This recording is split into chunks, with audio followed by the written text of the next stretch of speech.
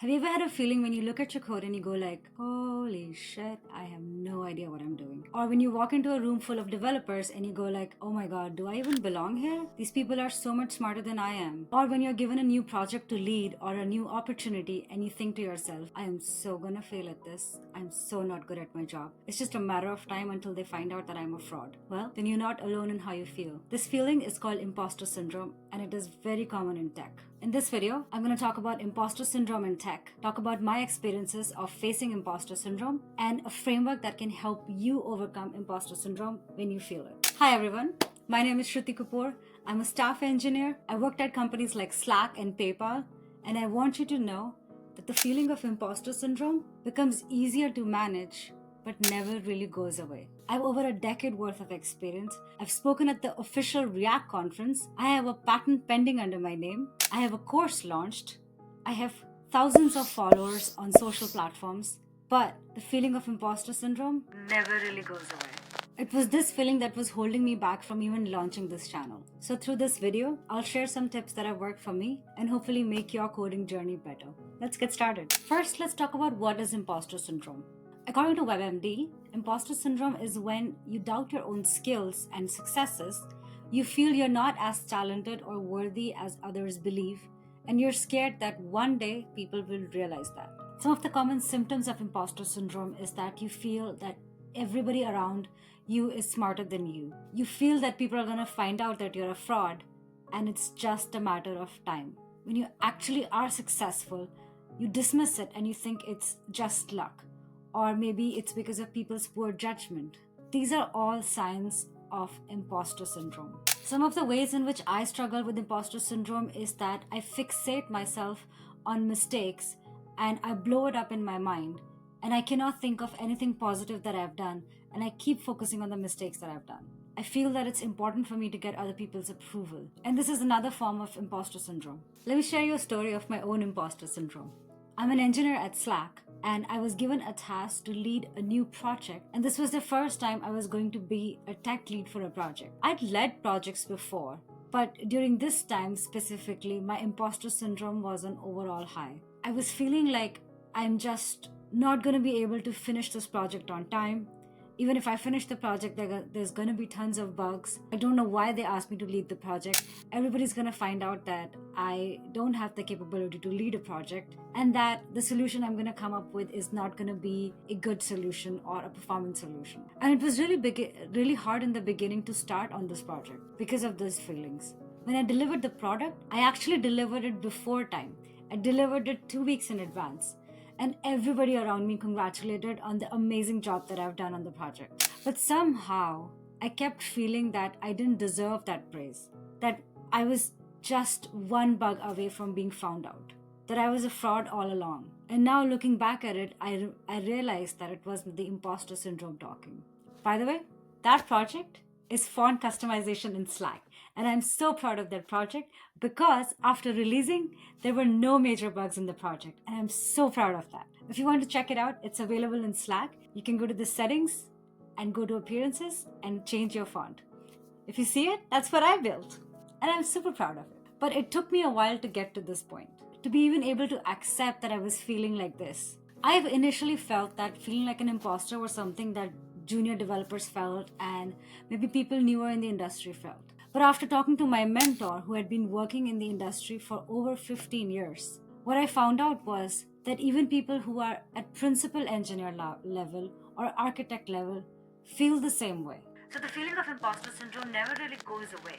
It just becomes easier to manage. I run fireside chats on this channel, and the same is true for people who are popular as well. You may have heard of people like Kenzie Dodds or Shonday Person or Tanner Linsley. And when you look at them, you feel, wow, they're doing so amazing. Is it just me who's feeling like an imposter? Is it just me who's a dumb person? But the truth is, even these people have felt the same way. I've hosted them on fireside chats, and I'm going to link them here. You should check out their stories. It'll make you feel like you're not alone in feeling like an imposter. With that said, here's a framework that I have developed that helps me overcome my imposter syndrome. Here's my handy journal where I put all of my notes, and I'm going to walk you through what I felt when I was feeling like an imposter.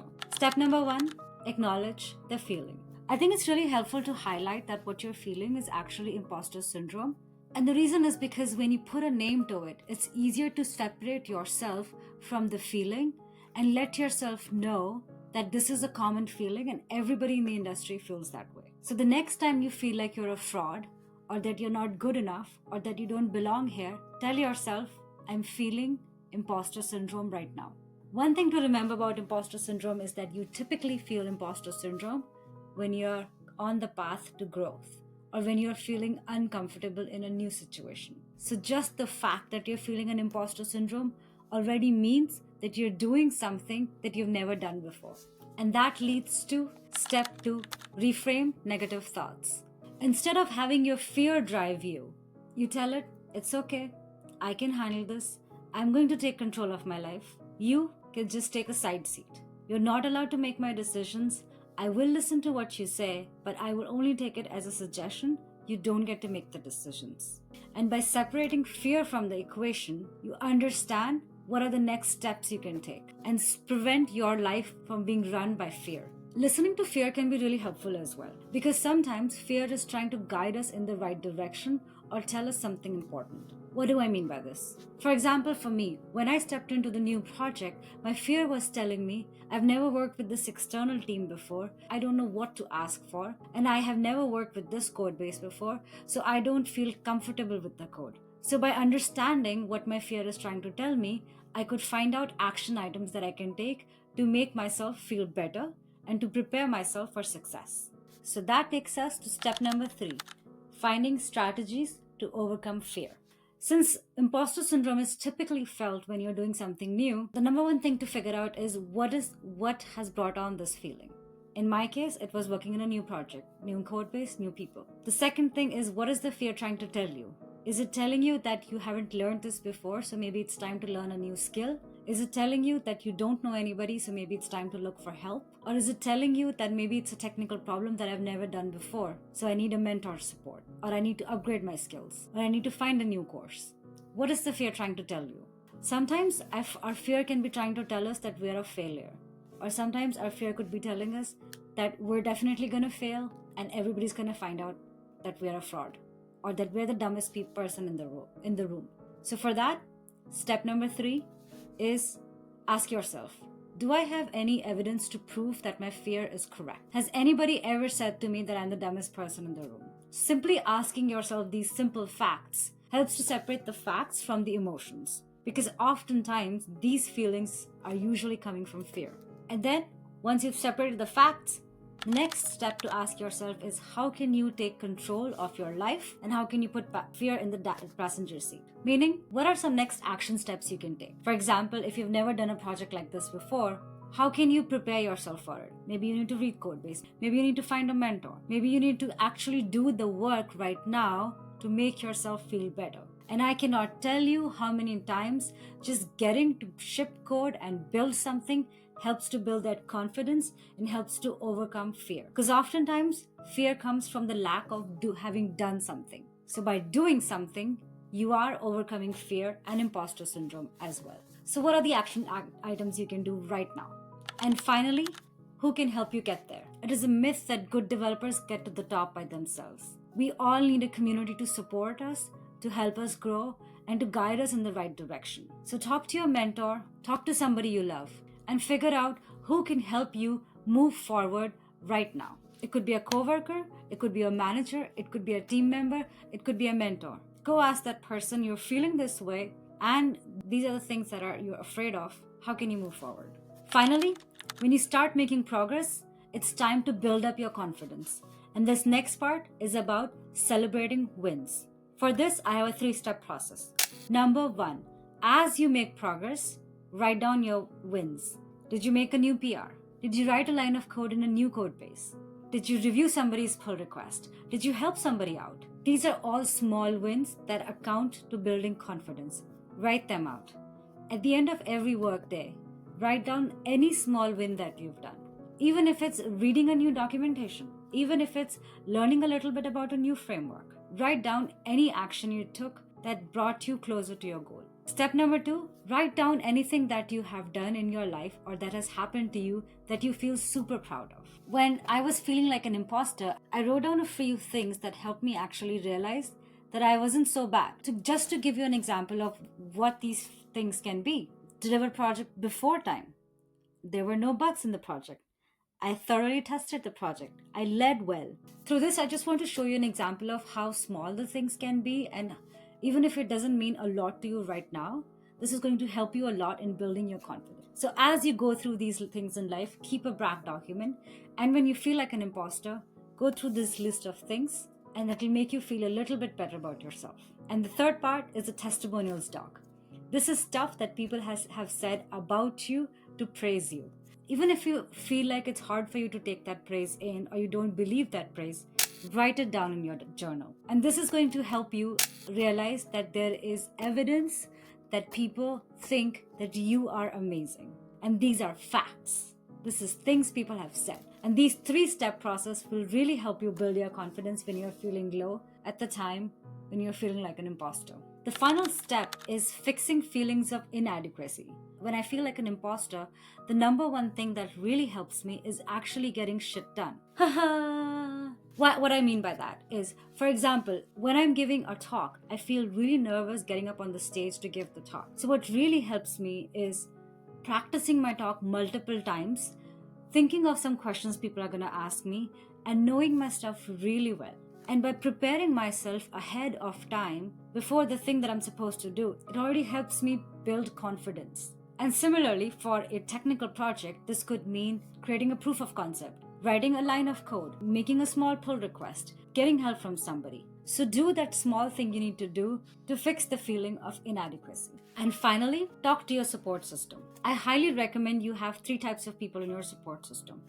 Number 1 is somebody you love and trust. And this person can be really helpful in talking to about how you're feeling right now. For me, whenever I feel like an imposter, I talk to my husband and tell him how I'm feeling. And in return, he helps me feel that what I'm feeling right now is a common thing that most developers feel. Being in the tech industry is hard, and you cannot do it by yourself. Find somebody who you can talk to about the feelings that you're having right now. Another person who's really important and should be in your support squad is a mentor. You don't know what you don't know. And especially in tech, when things can change so fast, but also there's so much to learn, it's important that you have a technical mentor with you who can guide you and fill in the gaps in the knowledge for you. This person can help you figure out what are some next actionable items you can do to overcome the feeling of imposter syndrome because of the new thing that you're learning. So find a technical mentor. Now, if you're somebody who's looking for a technical mentor or doesn't have a technical mentor yet, I've set up some time where you can come and ask me questions. I'm going to leave the link in the description. Feel free to come and ask me any advice that you need. I'll be happy to help you out. And finally, an important person in your life is also a coach, a counselor, or a therapist. And it is really important to talk to a professional about these feelings. Not only are they properly equipped to help you, but also they can help you separate the facts from the emotions really well and help you understand that the emotions that you're going through are actually because of fear. Finally, I want you to know that overcoming imposter syndrome is not a one and done thing. Everybody in their life feels like an imposter. I would love to know what makes you feel like an imposter. Has there been a recent situation where you felt like an imposter? And how did you overcome it?